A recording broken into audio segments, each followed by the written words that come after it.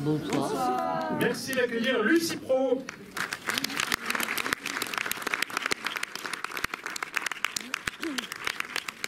Qui n'est pas venue seule et qui va nous présenter ses invités. Alors ce soir j'ai invité comme ça des gens. J'ai invité Lila Desil, la monteuse du film. J'ai invité Julie Wassef, la chef décoratrice du film. J'ai invité Natacha Viseux, une des actrices du film. Le premier jour et le dernier jour de tournage, rappelle-toi. Mais tout de même. Et voilà, et du coup dans la salle on a aussi donc pas un comédien mais quelqu'un qu'on voit à l'écran en train de chanter et qui a participé à la bande son du film, Pierre Séguin, qui s'est assis dans la salle. Alors, il viendra peut-être à la fin, je ne sais pas où il est. Est-ce qu'il est là quand même? Il est là, il est en plein milieu. Ouais, bravo. Voilà, donc bravo. Et du coup, il y aura une rencontre après. Donc moi, je remercie évidemment le Méguès très chaleureusement. On a fait toute notre post-production son à Montreuil. Donc on est très content d'être là. Voilà, la puce à l'oreille. Et du coup, voilà, il y aura une rencontre après. Donc je ne vais pas parler trop longtemps avant. Et voilà, bon film. Et on peut remercier Claire, la distributrice aussi, qu'on peut applaudir, il n'y a pas de raison. À tout à l'heure, bonne projection. merci.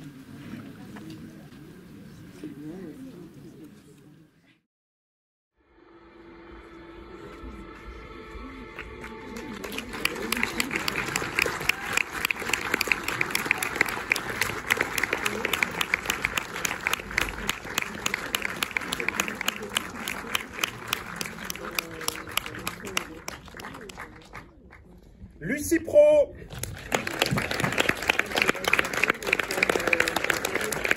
Avec Julie, Natacha. Et voilà, ils m'ont pris, je savais. Et Lila. Et Pierre, si tu veux venir. Ah là là. Je veux pas quitter le centre. Il ne vient pas. Bon. Je commence par poser 2-3 questions, puis ensuite on passera la parole à la salle pour qu'ils réagissent au film. Lucie, je veux bien que tu nous racontes un tout petit peu d'où vient le film, puisque tu as fait avant, a priori, 2 courts-métrages. Ouais. J'ai fait un premier court-métrage que j'ai tourné en 2015, Les Rosiers Grimpants, que j'ai tourné, que j'avais écrit aussi pour cette même vallée, la vallée de la Loue dans le Doubs, mais qu'on avait tourné via le jeu des subventions dans le Morvan. On avait eu l'aide de la région Bourgogne, à l'époque c'était pas Bourgogne-Franche-Comté.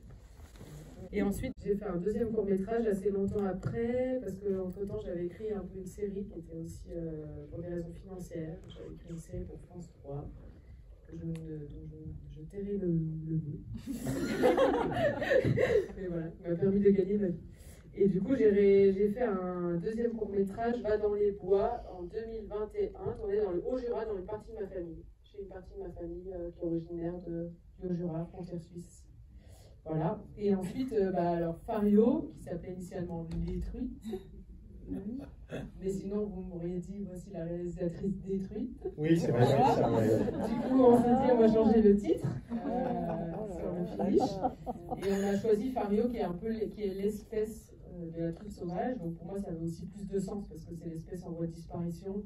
C'est pas la truite d'élevage, c'est vraiment, voilà. Et en plus, on me disait, Fario, il y a un côté un peu latino-américain, un peu joyeux, un peu décalé, un peu fargo. Et comme je voulais pas faire un film naturaliste, mais plutôt aller du côté de l'image mentale, du conte, voilà. Il fallait décaler aussi un peu le titre. Et donc Fario, j'ai commencé à écrire il y a très longtemps, genre en 2016. Et je voulais faire un film à la base sur les liens qu'entretiennent les êtres humains avec le vivant. Donc c'est parti de là. Puis après, quand on écrit, on se rend compte un petit peu aussi de ce qui nous travaille, nous, comme obsession, comme question. Puis c'est vrai que c'est devenu assez vite un film sur le trauma et puis sur le masculin, le féminin, et le parcours un peu de cet homme qui se déconstruit. Voilà, contact des truites et des personnages secondaires qui sont un peu, pour moi, les truites aussi. Je viens de dire 2000 choses en une phrase, bravo. C'est pas grave, je vais rebondir. Non, alors partons peut-être quand même de la question du deuil, parce qu'elle est très centrale et structurante, c'est-à-dire qu'on ne sait pas tout de suite. On apprend touche par touche, et puis il y a ce rêve qui fait apparaître la figure du pendu, et qui, pour le coup, permet quand même de se reconnecter avec cette histoire qu'il a probablement fui du côté de Berlin. Donc à quel moment ça s'est intervenu, et comment tu le reliais à la question de la connexion avec le vivant dont tu viens de parler? C'est vrai que le deuil est dans un peu tous mes projets. Donc après, je ne sais pas si c'est transgénérationnel, générationnel, mais il y a toujours un peu cette question un peu du deuil de rapport à la mort. Après, il est venu très tôt dans ce projet-là parce que je voulais travailler sur le vivant et du coup, j'avais cette question un peu du suicide dans le monde agricole. Et donc, ça est venu assez tôt quand même, cette thématique-là d'intégrer la question du suicide et de dire qu'est-ce qui se passe avec les survivants, qu'est-ce qui se passe après. Et puis finalement, c'est devenu plus un film sur, pas vraiment une question, on va dire, sociale, mais plus intime sur le trauma, l'image traumatique. Voilà. Oui, avec des choix très différents. Choix, je ne sais pas si c'est le bon mot d'ailleurs, mais des options très différentes pour les personnages, puisque la compagne s'en remet grâce à une nouvelle rencontre et surtout grâce à une découverte qui est celle du théâtre, confère Shakespeare. Que lui est donc plutôt dans une forme de déni et que du coup, il va d'une certaine façon quand même un peu reconduire le geste de la mise à mort en s'immergeant dans la rivière et en fusionnant d'une certaine façon avec l'histoire de son père, puisque c'est peu après de temps qu'on apprenne que les cendres du père ont été jetées dans cette même rivière, alors que le cousin, lui, est plutôt dans une affirmation d'une sorte de filiation, puisque lui va continuer l'activité agricole et donc être celui qui reprend l'activité comme le fils aurait pu le faire. Tu vois les choses comme ça par rapport à ce trio-là? Alors, il y a beaucoup d'informations et d'analyses, ouais, c'est très juste. Comment j'ai construit les personnages secondaires? C'est un peu ça finalement. On peut résumer ça comme ça, ouais. La mère est peut-être le plus proche de moi, dans le sens où c'est vrai que j'ai ce personnage principal au centre qui est un homme. Je pense que j'ai été élevée comme un homme, dans une injonction à ne pas pleurer, à ne pas me raconter, à ne pas dire mes émotions. Et je pense que le théâtre, moi, dans ma vie, m'a permis d'accéder à ça. Donc la mère est un peu ce parcours personnel que j'ai eu. Et puis c'est vrai qu'on a cette image du père dans le film qui plane et qui, même si le fils avait quand même un lien avec lui, c'était cette rivière, l'attachement à la rivière, c'est vrai que je pense que c'est une personnalité un peu dure. Le père décédé était dur. Du coup, il fallait trouver sa place face à ce père décédé, les injonctions qu'il pouvait conduire. Le cousin, en effet, je pense que dramaturgiquement, j'avais besoin que quelqu'un reprenne ce travail de la terre, incarne ce travail de la terre. Après, je voulais parler de la ruralité que je connais moi, et qui est loin de certains clichés. Et du coup, j'avais envie d'une personnalité contemporaine. Il est gay, il s'assume, il a une forme aussi de liberté, il a envie d'avoir des vaches. Enfin, voilà. Donc ça, c'est une figure pour moi aussi qui est libérée. Tous les personnages secondaires pour moi sont un peu des figures libérées en phase de se libérer. Et lui au milieu ne l'est pas encore totalement. Il va falloir qu'il trouve son chemin. Et du coup après tu m'as dit un troisième personnage ou pas? Non. Tu m'as dit la maman, le cousin. Et qu'est-ce que j'ai dit moi-même? Et la petite sœur? Oui. Alors la petite sœur, pour moi, elle le ramène un peu à l'essentiel. Déjà, il fallait qu'en termes d'empathie, on ait quand même une empathie pour lui. C'est un personnage quand même compliqué, dépressif, qui va dire des choses un peu de temps en temps, un peu de travers. Il fallait qu'il y ait quand même une empathie. Et je trouvais que d'avoir un petit binôme, un petit duo comique avec sa sœur, ça allait aussi nous amener un peu d'empathie. Donc ça, c'est technique. Mais après, je pense qu'elle nous ramène aussi à quelque chose d'un peu... elle est un peu à l'endroit de l'essentiel, pour moi. Elle nous ramène un peu une chose de lucidité, de naïveté, lucidité, que je trouve assez fort chez les enfants. Et qui, Oui, parfois dans l'opposition, comme dans la scène où elle dit qu'elle ne le connaît pas et qu'il faut absolument qu'on le connaisse. C'est parce qu'il va loin aussi, ouais. il la moleste. Et en même temps, juste derrière, on construit quand même la complicité dans la scène chez la mère, où là, il faut se laver les mains très très longtemps pour laisser le temps que le frère prenne les photos. Scène qu'elle a bien improvisée grâce au Covid. Hein. Ah oui. Parce que ça a été une des scènes de casting, et elle a commencé à me dire alors il faut faire le bout des doigts, et puis le crâne, et puis la nana. Et je dis bon, je prends ça, je note. C'est toutes les 10 phases du Covid. Les enfants avaient vraiment un truc à suivre. Et en plus, on a tourné dans un lycée à Rouen, parce qu'on a tourné les extérieurs dans le Doubs, et puis on avait une semaine on avait la région Normandie qui nous finançait un peu. On a tourné une semaine à Rouen. Et là, il y avait vraiment les criteaux, avec toutes les phases aussi qui reprenaient un peu en simplifié. Donc ouais, on a... Ouais. Ça va plus venir du cinéma aussi, parce qu'un des derniers films de Nicolas Philibert, avant sa trilogie sur l'Adamant, commençait par une scène où on apprenait à se laver les mains, et moi, ça a changé ma vie, vraiment, de cette scène. Qui a été tournée à Montreuil, d'ailleurs, dans une école d'infirmière, et vraiment, ça commence par 4 minutes d'apprentissage sur comment on se lave vraiment les mains. Et depuis, je fais ça, vraiment, dans la vraie vie. Ça prend 4 minutes. Oui, voilà. Merci, Lucie. Je veux bien que vous nous racontiez toutes les trois comment elles travaillent, chacun dans votre fonction et dans votre poste, et comment vous êtes arrivés sur ce film. Alors, on peut commencer par Lila, parce qu'elle a fait le premier court-métrage, le second court-métrage, une résidence émergence, et le dernier, donc... Elle te connaît bien. Elle me connaît bien. Lila d'abord. Elle nous connaît bien. Oui, non, c'est vrai qu'on a fait tous les films de Lucie, je les ai montés depuis le premier jusqu'aux exercices émergents. Comment est-ce qu'elle travaille? Elle sait bien ce qu'elle veut. Pour celui-ci, on n'avait pas beaucoup de temps, en question évidemment d'économie, de budget. Et avant que j'arrive moi en salle de montage, elle avait déjà regardé tous ses rushs, elle avait pris plein de notes et elle avait déjà remanié son scénario. Voilà, en disant on n'a pas de temps à perdre. Normalement, c'est en général, les réalisateurs, ils aiment bien voir ce qu'ils ont écrit et tourné, le voir une première fois, ça dure 2 fois trop longtemps. Et après, on peut commencer le travail de réorganiser, de couper et tout ça. Et là, Lucie, elle savait qu'on n'avait pas le temps pour cette étape-là. Donc, on a déjà commencé à remanier les choses dès la première version de montage. Et après, ça a été beaucoup d'allers-retours avec des gens qui nous permettaient d'avoir un peu de recul. Elle l'a montré très tôt. J'ai trouvé un peu trop tôt à mon goût au début. J'étais on n'est pas vraiment prêt. Donc ça a été un peu dur comme première projection, premier visionnage. Mais du coup, c'est vrai que ça nous a aussi très vite montré là où ça allait pas. Il y a des choses qu'on a déplacées, par exemple le moment où on s'aperçoit on voit le pendu, donc on comprend que le père s'est suicidé. Ça arrivait beaucoup plus tard au scénario et dans le montage. Et en fait, ça faisait que c'était un truc qu'on gardait trop pour la fin. Et donc ça ne nous permettait pas d'entrer assez en empathie avec le personnage. On ne comprenait pas. Pendant trop longtemps, on ne savait pas exactement quel était ce fardeau qui lui pesait autant. Et donc ça, c'est quelque chose qu'on nous a dit assez vite, de manière assez unanime quand on l'a montré la toute première fois. Donc voilà, ça nous a permis de faire des choix radicaux assez vite. Voilà. Et après, ça a été vraiment trouver comment on organisait un peu tout le parcours. À part le tout début et la fin du film, la plupart des séquences du milieu peuvent s'organiser d'une manière assez libre. Donc il a fallu trouver comment est-ce qu'on... C'est assez différent au final du scénario, je trouve, la progression, le climax, le moment où il arrive aussi. Donc voilà, ça a été beaucoup d'expérimentation dans la salle de montage.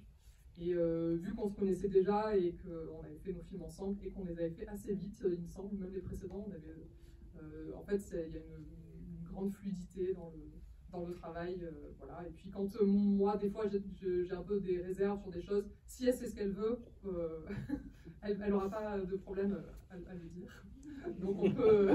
Non mais c'est vrai, c'est important aussi d'être sûr de ce qu'on veut, de savoir où est-ce qu'on est prêt à se laisser emporter parfois en dehors de ce qu'on avait imaginé, et parfois de redire non là je suis assez sûre de mon idée, et voilà, moi je suis là pour faire le film de Lucie de toute façon, donc voilà, c'est le film que j'ai monté en le moins de temps que je travaille, et on a tenu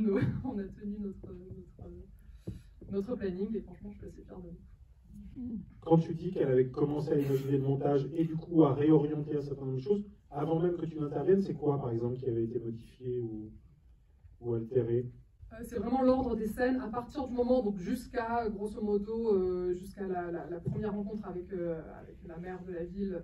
Ça a toujours été à peu près, enfin, je pense que chronologiquement on ne peut pas trop changer. Et après, à partir de là, quand est-ce que la mère lui annonce qu'elle a un nouveau petit copain, quand est-ce qu'elle qu'il a la conversation avec son cousin, quand est-ce qu'il commence les recherches. Tout ça, c'est des choses qui ont... Très vite, elle a dit, je ne suis pas sûre de ma première idée, est-ce qu'il faut qu'il fasse une longue nuit de recherche, ou plutôt, est-ce qu'on fait 3 moments où il recherche pour qu'on comprenne que le temps a passé. Donc je ne pourrais plus dire exactement quelles ont été les premières idées que tu avais eues quand on a commencé à monter, mais en tout cas, il y avait... enfin, voilà, ça a été, dès le début, on a décidé que l'ordre du scénario n'était pas du tout comment dire, quelque chose figé qu'il fallait absolument respecter, et voilà, toute cette partie-là a été... assez vite dynamité, on va dire. On passe au décor. Tu peux nous raconter du coup comment tu as travaillé avec Lucie et comment tu t'es retrouvée sur ce film? Alors, moi j'ai rencontré Lucie sur Va dans les bois, mais je n'ai pas fait ce film parce que mon fils avait le Covid et que donc j'étais cas contact. Et c'était une époque où on n'avait pas le droit d'aller travailler quand on était cas contact. Donc je n'avais rencontré Lucie que par Zoom, et on avait fait la prépa de son court-métrage Va dans les bois par Zoom, depuis Paris, pour aller tourner dans le Jura. Mais je n'y suis pas allée, mais on s'est bien entendu, et du coup, elle m'a rappelé pour Fario. Et là, on s'est rencontrés, en vrai. Il y a beaucoup de décors extérieurs, enfin tout ce qui est très à la rivière. Il y a beaucoup de décors. C'est vraiment une région, c'est vraiment la description d'une région, c'est vraiment... Et c'est une région qui est la région de Lucie, donc en fait il y a aussi un vrai partage, une importance de ce lieu géographique, ça apporte beaucoup d'émotions, de souvenirs pour elle, donc il y avait quelque chose de très, très généreux aussi de partager ces lieux, ces endroits. Et elle en avait sa lecture, nous on arrivait, on les découvrait avec nos yeux de Parisiens, et donc on était aussi émerveillés, mais après là-dedans il faut chercher beaucoup, trouver ce qui va correspondre au film, trouver des zones géographiques proches les unes des autres pour faciliter le tournage, des zones accessibles, parce que c'est quand même des lieux où il y a donc il y avait beaucoup de scènes de nature, assez loin des routes, donc il fallait que ça soit praticable, en tout cas pour une équipe de tournage. Il y avait la dimension financière, bien évidemment, et puis de raconter les personnages. C'est un film où on ne voit pas l'intérieur du personnage principal. C'est un film où on fait les décors d'un film, d'un personnage qui traverse tous ces espaces sans être vraiment chez lui, mais en étant chez lui, puisque c'était son enfance. Donc c'est un travail qui est assez intéressant au niveau des décors à ce niveau-là.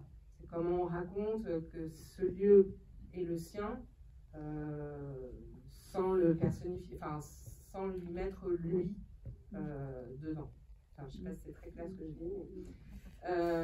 Et l'espace en plus de la maison, qui était donc le plus en dehors des scènes de nature, bien évidemment, mais dans la nature, moi, à la rivière, je n'ai pas fait grand chose. J'ai fait un faux caillou, j'ai fait des faux poissons, j'ai fait des choses comme ça, mais donc c'est surtout la maison. Donc la maison qu'on a investie, c'était la maison d'un monsieur qui vivait seul dans une grande maison, qui avait énormément d'affaires. Et donc c'était pas du tout une maison familiale, c'était pas une maison moderne entre guillemets.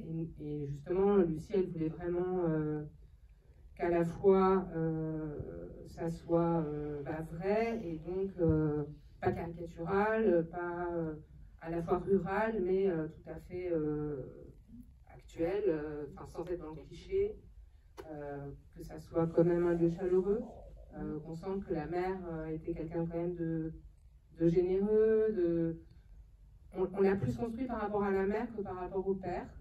On s'est posé la question, est-ce que cette maison doit être dans la ferme parce qu'il est agriculteur, ou est-ce que dès le départ on se dit que cette maison de famille était un petit peu en dehors de la ferme. Donc en fait c'est plein de questions comme ça sur comment on raconte ces personnages au niveau des espaces. Donc c'était très intéressant à faire ensemble. De partager plein de réflexions, de pistes. Et après, il y a tout un travail sur les couleurs, les matières, les accessoires. Nous, on s'est beaucoup documenté, on a rencontré donc des fermiers, des pêcheurs, pour tout ce qui est matériel de pêche, aller rencontrer un monsieur dans un laboratoire pour apprendre à disséquer le poisson, faire des vidéos pour les montrer ensuite à Finnegan. Enfin, donc en fait, c'est tout un décor, c'est quand même assez large comme travail, et c'est très intéressant. Et donc nous, on a passé du temps dans cette région, on a adoré cette région. J'ai des gens de l'équipe qui sont repartis en vacances un mois après là-bas. Et c'était un bonheur de travailler. C'était très fatigant, mais c'était super. Et après, moi, ce qui m'avait beaucoup plu au niveau décor, et qui me faisait très envie, c'était le spectacle de théâtre dans la forêt. Avec les lustres. Avec le lustre. Ah, c'est bien que tu dises ça. Bah oui, Lustre fabriqué expressément pour Bravo. le film. Et la mousse aussi, ramassée un peu plus loin et regroupée là. Il y a eu beaucoup de piqûres de fourmis, mais ça valait le coup. Et ouais, voilà, ça c'est des petits challenges qui étaient bien chouettes à faire. Voilà. On termine peut-être par le témoignage de l'actrice pour savoir comment dirige Lucie et comment tu t'es retrouvée dans ce film. Alors, moi, j'ai pas grand-chose à dire là-dessus parce que j'ai vraiment tourné 2 jours avec elle. J'ai intégré le film le premier jour du tournage et le dernier, donc c'était assez marrant parce que j'ai rencontré l'équipe le premier jour et elle le dernier. Et en plus, le dernier, on était à Berlin. Donc, je dirais, en fait, ce qui était agréable dès le début, c'est qu'on n'a pas fait un casting. C'était plus une rencontre humaine qu'un casting. Moi, je pense qu'elle, comme tu dis, elle sait ce qu'elle veut. Et dès qu'elle fait un choix par rapport aux comédiens, je pense qu'elle nous donne beaucoup de confiance. Et que même si elle sait ce qu'elle veut, et qu'il y a un scénario, une scène, ou même ce qu'elle écrit, il y a quand même l'espace pour que nous on propose des choses. Il y avait l'histoire de la langue aussi, on a tourné en allemand. Mais voilà, après, mon personnage est vraiment très très petit, donc j'ai pas eu le temps, pas eu beaucoup de temps non plus pour pouvoir vraiment parler de comment elle dirige les acteurs. Mais voilà, c'est mon témoignage. Tu parlais allemand? Oui, je parle moitié allemand, bah ouais. Ok. Je pose une dernière question à Lucie, puis je vous donne la parole juste derrière. Non, je veux bien qu'on aborde la question du rapport au genre, parce que le film a effectivement une pente qui l'encline vers le merveilleux.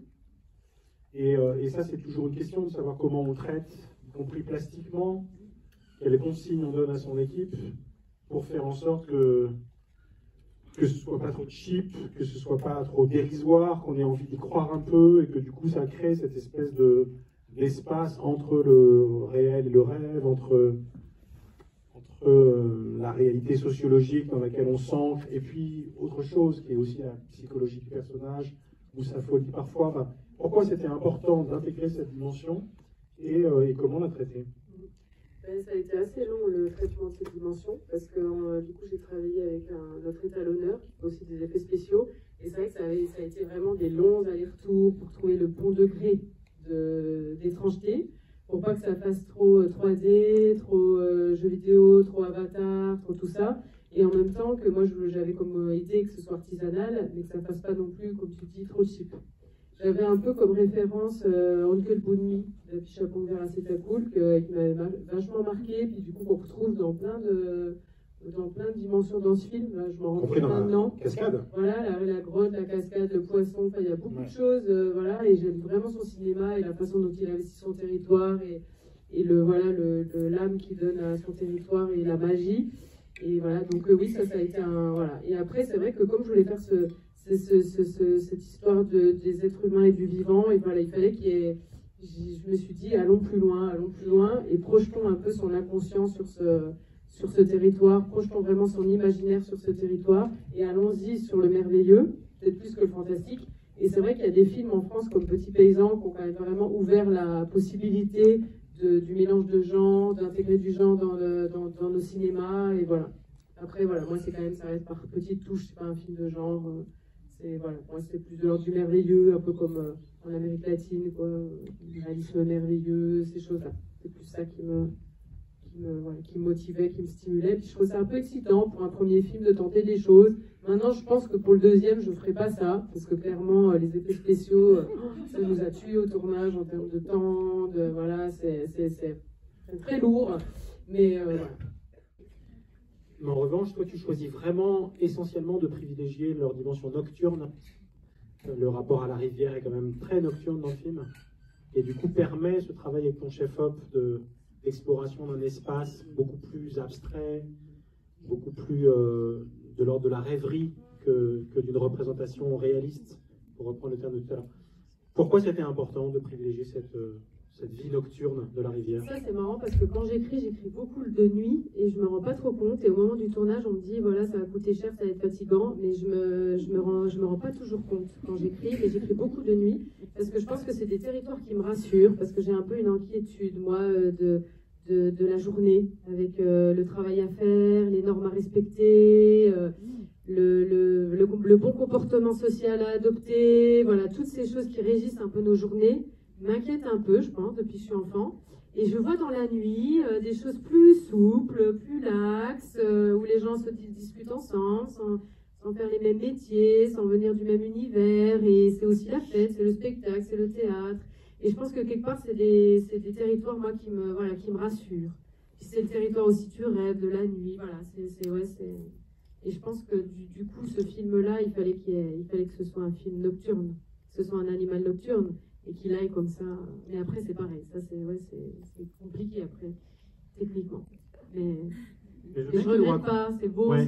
C'est plein de qualités de nuit. On a réfléchi beaucoup à différentes qualités de nuit. Il y a des nuits qu'on tourne en nuit américaine, donc de jour, et on les bascule de nuit, en essayant de traiter, voilà, de garder cette épaisseur un peu du faux. Il y a des nuits qu'on tourne vraiment de nuit, avec la nuit profonde, le côté un peu poisseux, je dirais, mais vraiment concret, sombre, on voit rien. Il y a des nuits, la nuit du théâtre, qui est assez, c'est vraiment tourné de nuit, c'est merveilleux, avec tout ce qu'a apporté Julie. Il y a plein de qualités de nuit. On a beaucoup réfléchi à avoir différentes qualités de nuit sur tout ce film. Là, on pense à l'image, mais en fait, elle est beaucoup habitée par le son aussi, la nuit. Oui, et la nuit, et tout le film est un peu dématérialisé quand même par le travail du son, globalement, et la nuit, entre autres. Le son parfois est très réaliste, à d'autres moments pourtant on part souvent quand même de sons assez réalistes. Le monteur son a enregistré beaucoup de sons, l'ingénieur du son a enregistré beaucoup de sons, donc on a beaucoup de matière. Et des fois on travaille vraiment le réalisme, et à d'autres moments on explose un petit peu ça. Et la musique aussi apporte un peu des réalismes à des moments.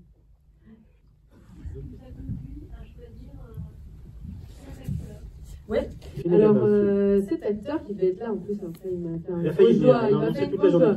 Il nous a dit ça y est, c'est bon, il tourne et c'est fini en fait. En fait, lui je l'ai rencontré assez tôt, c'est le seul qui a passé un casting en 2019. J'ai vu pas mal de jeunes gars de sa génération. Et je trouve que Finnegan, il a quelque chose qui correspondait au personnage. Déjà, je trouve que physiquement, il a un peu une géographie de territoire sur le visage. Il avait la géographie de ce territoire.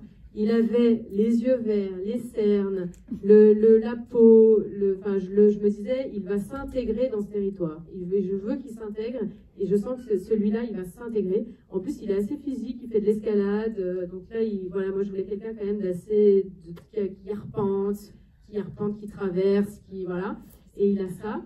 Et après, humainement, il est très sympa. Et je me disais quand même, ça va être tous les jours, toutes les séquences. Donc là, il faut quand même quelqu'un avec qui tu arrives à communiquer, que tu te sens à l'aise, qu'il y a un truc qui circule. Et ça s'est fait assez dans l'évidence. Et puis en plus, il a à la fois un côté assez féminin et il a un côté un peu bonhomme. Il veut quand même donner le change, c'est le bon fils. Et je trouve qu'il avait ce truc qui m'intéressait sur ce personnage, qui à la fois veut un petit peu, et en même temps il a une grande féminité, des fêlures, une profondeur, et il y a accès. Donc on peut en discuter, donc on peut travailler. Donc voilà, et lui, j'étais très contente de cette collaboration. Ainsi que tous les autres d'ailleurs. Je vais vous donner les vraies raisons maintenant, parce que comme c'est la dernière avant-première avant la sortie demain, je pense qu'il faut que tu dises la vérité, Lucie. Tu voulais à tout prix que la dernière avant-première soit au Méliès de Montreuil, et il se trouve que Finnegan a joué le papa de la fille de la programmatrice du Méliès dans un film qui s'appelle Paula. Et que, évidemment, dès que Finnegan, maintenant, est à l'affiche d'un film, la programmatrice dit « Oh ouais, ça doit être bien, tout ça, Stéphane, regarde-le, tout ça. » Voilà, et donc c'était la meilleure façon de garantir le fait... Eh ouais. Voilà, donc maintenant on sait comment se fait acheter au Méliès, il suffit d'avoir un film de la programmatrice. La programmatrice aime beaucoup Finnegan. Mais c'est pour ça, Quand c'est j'ai pour dit, ça, c'est on pour ça. pourrait faire une avant-première au Méliès. Claire m'a dit, ah ben justement, la programmatrice, je sais pourquoi. Voilà, c'est à cause de Paula. Qui pose la dernière? Avec ou sans micro Ouais. Oui, bah écoutez, Megan Northam, moi je l'adore. Voilà, je l'ai vue dans un court-métrage, Miss Chazelle, où je l'avais pas reconnue. Je l'avais pas vu, enfin, on va dire que je l'ai vue dans Les Passagers de la nuit de Michael Ers, où elle a un petit rôle, mais où je l'ai trouvée super. Et après, en la googlisant, je me suis rendu compte que c'était elle dans Miss Chazelle, où elle a vraiment ni le même physique, ni la même attitude, ni le même... enfin, et là, je me suis dit, c'est une très bonne comédienne.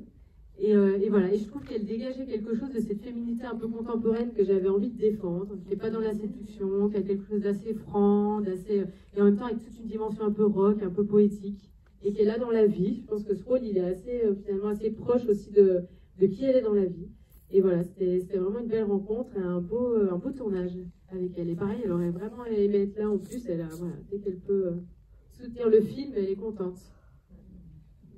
Elle est formidable, par ailleurs. Elle est formidable. Et comme disait mon étalonneur, il y a peu d'acteurs qui sont bons quand ils ne disent rien et quand ils disent quelque chose. Et là, c'est vrai qu'elle a une présence dans les silences et elle a une présence quand elle parle. Et dans les regards, enfin, elle est vraiment, ouais, moi je me lasse pas. Je me lasse pas de la regarder. Bon, comme j'ai envie de finir ce débat par une remarque qui correspond à n'importe quoi, je vais le faire. Parce que quand même, un film qui s'ouvre sur une crise de puissance masculine, forcément, on se dit que sur la question de la scénarisation, un des suspens, c'est de savoir comment la fin du film va traiter cette question. Et donc, est-ce que ça va être verbalisé, comment, etc. Et pour le coup, le tout dernier baiser volé, enfin un peu consenti quand même. Et donc, du coup, dans cette question de je savais, après la scène du pipi dans les bois, tout ça, me paraît une façon extrêmement fine, malgré tout, de suggérer au spectateur que peut-être le problème est réglé, en fait, et que fondamentalement, la question du désir... Non, vous n'avez pas pensé ça? Si je dois rassurer tout le monde, le problème est réglé. C'était important qu'on en parle, parce que moi j'étais un peu inquiet. En fait, ça a été écrit dans le scénario, puis ça a disparu du scénario. La verbalisation, tu veux dire? Ouais. Genre, ah, tu bandes, voilà. Ça a été écrit, ça a été enlevé, et ça a quand même été tourné. D'accord. Et je me demande si c'est pas les comédiens qui m'ont dit d'ailleurs, est-ce qu'on tournerait pas quand même une, ça se trouve, tu auras besoin au tournage, que ce soit vraiment clos. Donc on a tourné, puis en le faisant, et c'est ça, on l'a fait parce que Finnegan voulait le faire. Et puis juste après, il m'a dit, bon, quand même, je pense que tu avais raison, je sais pas trop. Et après, on a essayé au montage, mais c'était pas du tout, c'était potage. Bon, c'est assez improbable, mais on va quand même vraiment finir ce débat par cette annonce. Donc, Finnegan Band. Merci beaucoup à toutes les quatre. Le film sort demain au Méliès. Et merci à Claire pour faire la discussion. Le Méliès. Oui. Merci. Bravo.